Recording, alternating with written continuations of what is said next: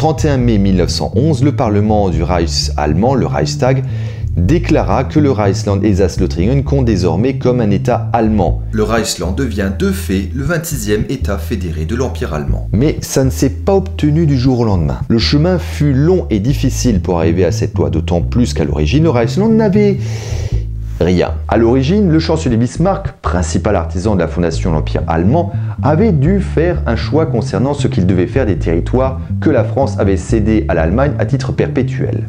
Il aurait pu simplement en faire une province prussienne, rapide, efficace, mais ça aurait mécontenté les États allemands du Sud, avec le risque qu'ils quittent l'Empire. Ils venaient à peine d'y adhérer, parfois même juste du bout des lèvres, comme pour la Bavière, où c'était sous la pression populaire qu'elle a fini par adhérer au Reich. Le partager entre les États du Sud de l'Allemagne, oui, pourquoi pas. En gros, entre le Grand-Duché de Bade et le Royaume de Bavière. Bonne idée, mais dans ce cas, les autres États n'auraient eu droit à rien. Nix, que dalle.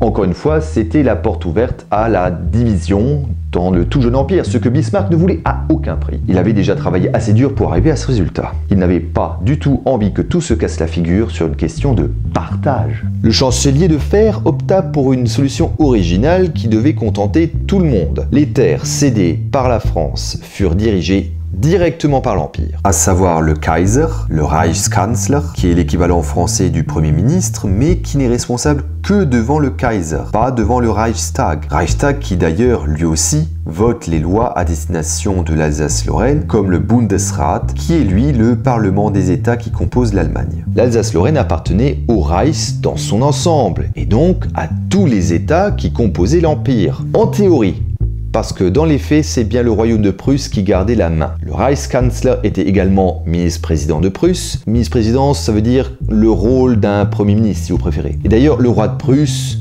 était bien évidemment le Deutsche Kaiser, l'empereur allemand. En plus de ça, la Prusse disposait de 17 voix au Bundesrat, sur 58 voix au total. La Bavière d'ailleurs venait juste après elle, dans le nombre de voix, avec 6 voix.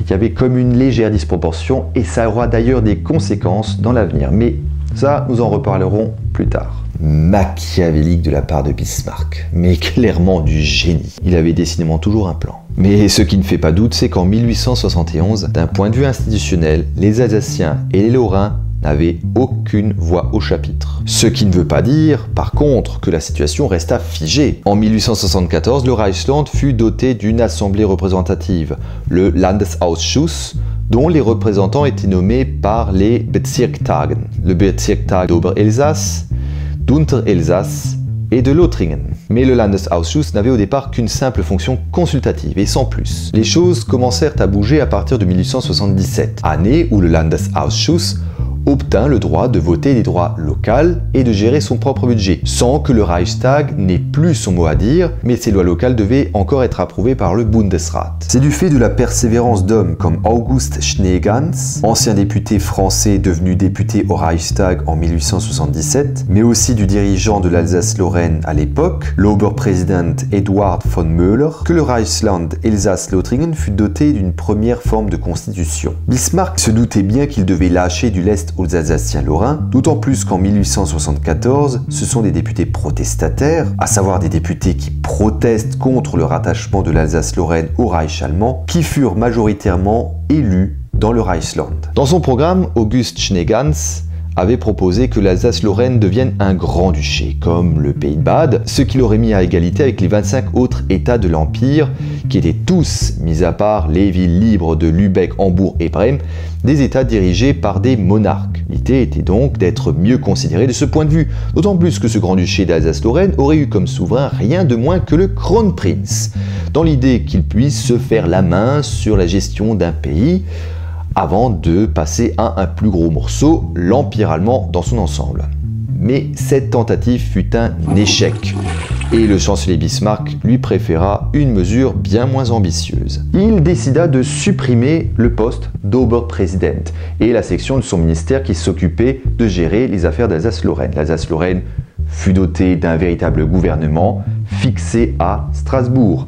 Un Statthalter nommé par l'empereur représentait l'empereur en Alsace-Lorraine et l'empereur lui déléguait ses pouvoirs. Un ministère d'Alsace-Lorraine, sorte de gouvernement d'Alsace-Lorraine, fut créé, présidé par un secrétaire d'État nommés par l'empereur. Ce ministère disposait de 4 sous-secrétariats d'État, celui de l'Intérieur et de l'Instruction, celui de la Justice, celui des Finances et des Domaines, celui de l'Industrie, de l'Agriculture et des Travaux publics. Un Stadtrat, conseil d'État de 12 membres, fut adjoint au gouvernement alsacien-lorrain, présidé par le Statthalter. Il comprenait le ministère d'Alsace-Lorraine, des juges et 12 membres nommés par l'empereur, dont 4 sous proposition du Landesausschuss. Le rôle de ce Stadtrat était de délibérer au préalable sur les projets de loi. Le Landesausschuss se vit confirmer les pouvoirs qu'il avait obtenus en 1877.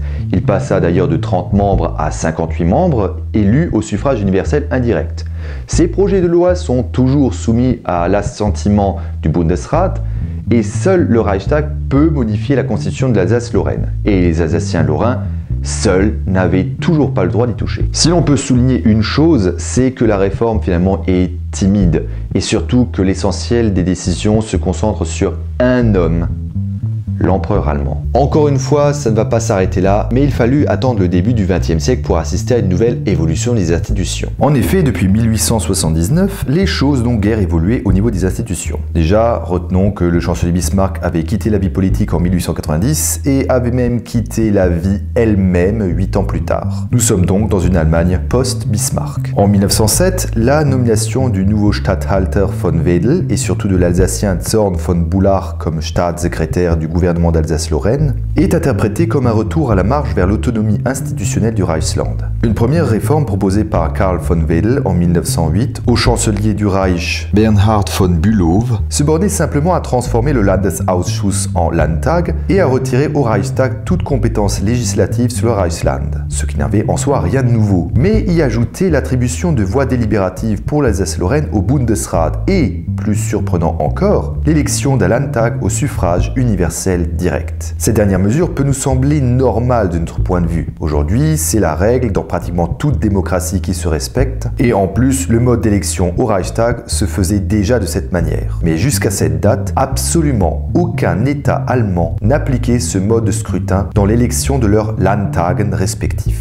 Comme si ça ne suffisait pas, dès 1909, une crise politique éclate dans le Reichsland, ayant pour origine l'épineuse question linguistique et la possibilité d'apprendre la langue française à l'école, crise où s'affrontèrent les tenants d'un monolinguisme allemand et les partisans d'une école bilingue allemand-français. Cette crise interne se faisait en fait l'écho de la montée de tensions nationalistes entre la France et l'Allemagne qui avait ressurgi à l'occasion de la question coloniale sur le Maroc. Cette crise politique entraîna une perte de confiance entre le gouvernement alsacien-lorrain et le Landesausschuss. En 1910, le dialogue rompu, il fut décidé de carrément supprimer le Landesausschuss. Raison de plus pour le Statthalter von Wedel de pousser à la réforme, assurant au passage au Kaiser que cela garantira l'intégration des Alsaciens-Lorrains dans le Reich. Le 14 mars 1910, le nouveau chancelier Theobald von Bethmann-Hollweg annonce au Reichstag que le gouvernement entamait une réforme des institutions du Reichsland. Les propositions s'enchaînèrent entre le Reichstag, le gouvernement d'Alsace-Lorraine et le gouvernement allemand. Quelle constitution pour le Reichsland? Une chambre? 2? Et quel type d'élection? Suffrage universel indirect? Direct? Est-ce qu'on en fera une république ou une monarchie? Il fut même proposé d'instituer un Statthalter nommé à vie, le rendant ainsi moins dépendant de l'empereur. L'assemblée du Landesausschuss, bien que exclue des débats, ne manqua pas de donner son avis, sans oublier les députés alsaciens-lorrains au Reichstag même qui donnèrent également de la voix, poussant à la reconnaissance d'un Land Elsass-Lothringen à égalité avec les autres États allemands. Le point qui fit le plus de débats fut l'épineuse question des voix délibératives de l'Alsace-Lorraine au Bundesrat. Le gouvernement allemand ne voulait pas en entendre parler, estimant que d'un point de vue institutionnel, le Reichsland Elsass-Lothringen ne pouvait pas être à la fois possession commune de tous les États de la fédération et sujet membre de la même fédération. Mais il finit par céder et le Bundesrat accorda 3 voix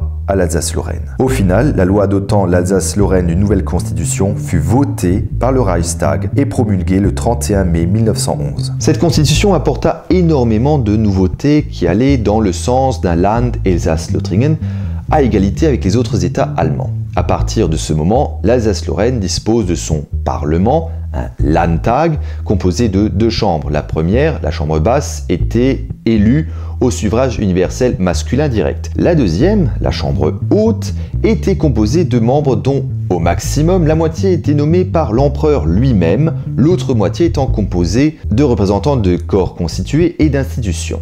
Ce Landtag remplaçait le Landesausschuss et pouvait proposer et voter ses lois sans que le Bundesrat n'ait à les valider, ce qui avait été le cas jusque-là. L'Alsace-Lorraine disposait d'ailleurs de 3 voix au Bundesrat, ce qui en faisait effectivement en principe le 26e État de l'Empire allemand. Par contre, aucun changement concernant le Statthalter, son gouvernement et la manière dont il est nommé ou renvoyé.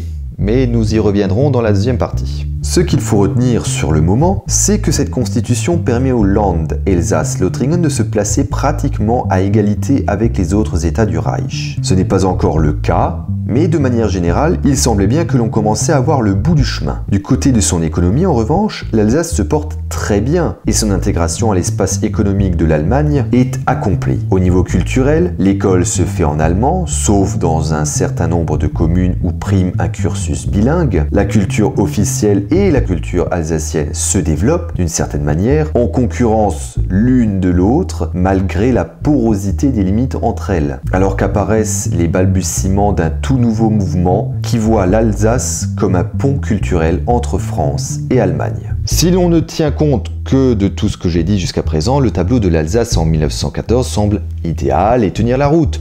Le tableau parfait d'une Alsace heureuse en somme. Cependant, la réalité est bien moins idyllique et comportait de nombreuses imperfections. Imperfections que nous détaillerons dans la deuxième partie de cet épisode. Peace Paul.